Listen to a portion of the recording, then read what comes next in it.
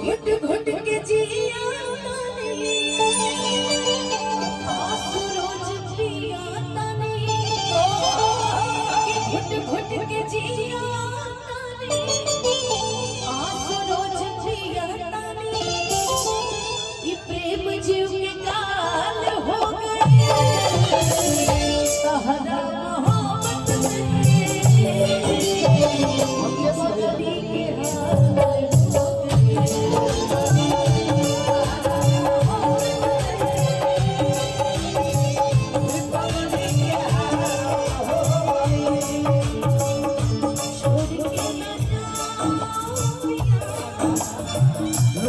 इंतजार करता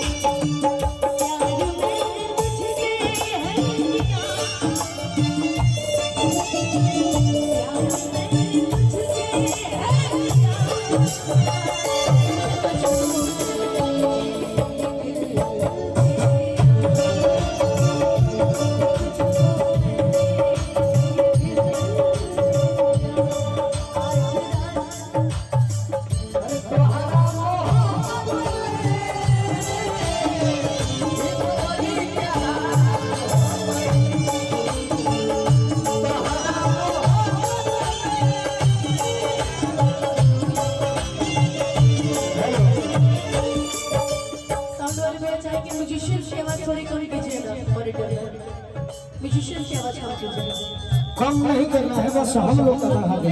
ज्यादा बढ़ गया है ये लोग तो ये लोग चमक के बजा रहे हैं, आवाज कैसी लग रही है। याद में जब जब खोईला अरे तन्हा तड़प के रोईला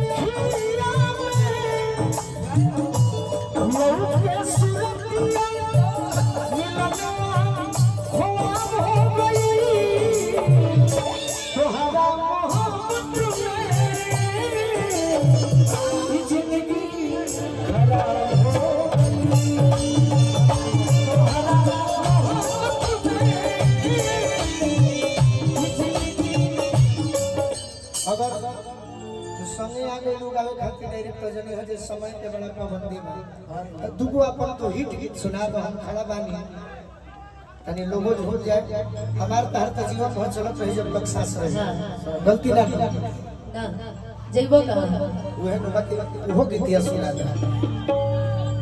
समर भैया के बहुत बहुत धन्यवाद। गुरुजी प्यारे लाल प्रभु जी बैठे बानी, बहुत बहुत प्रणाम बाटे। मनोज भैया, अमृत भैया, जितना भी हमारे गार्जियन जो उपस्थित बनी सभी के बहुत बहुत प्रणाम बाटे। अंकित मिश्रा भैया, अंकित भैया की बहुत बहुत प्रणाम बाटे। अच्छा आपकी सी शर्त लगा दी समय के इतना समय मिल गई बहुत बड़ा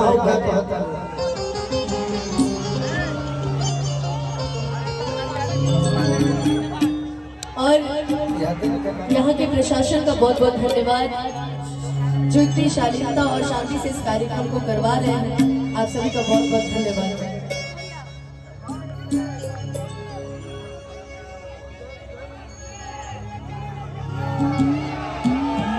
जौन फरमाई सारे सुरक्षा भरवा मार दे अब यूपी में हिलो बा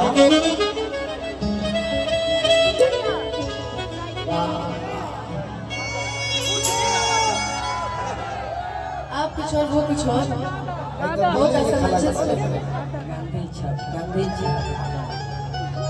कौन वाला कमछिया से चले जाता है तब पूछत कहा के भाई मारो ना तो सब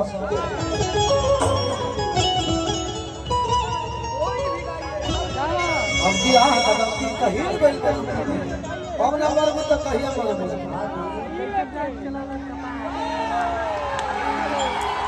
भाई खिलाड़ी कि जैसन राज चलवलस सपाव परिवेश न होई कि जैसन राज चलवलस सपाव परिवेश न होई बागे हो कितनो होई मगर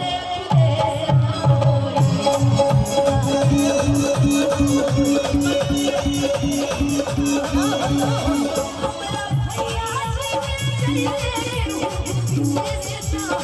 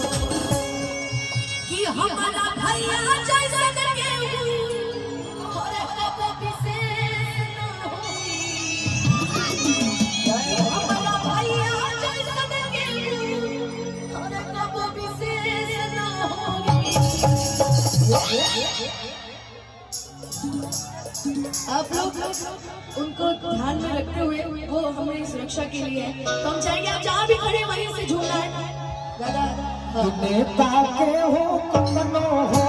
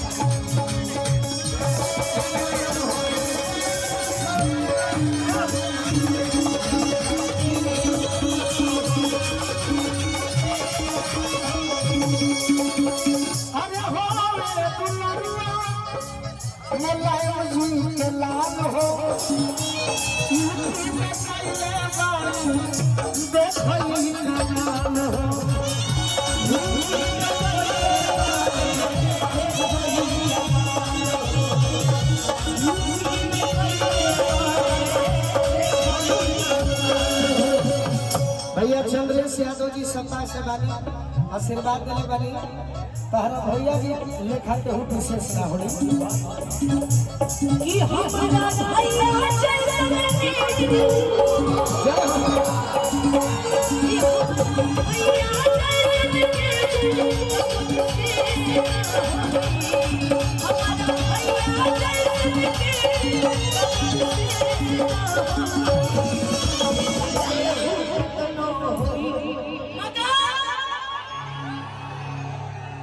कि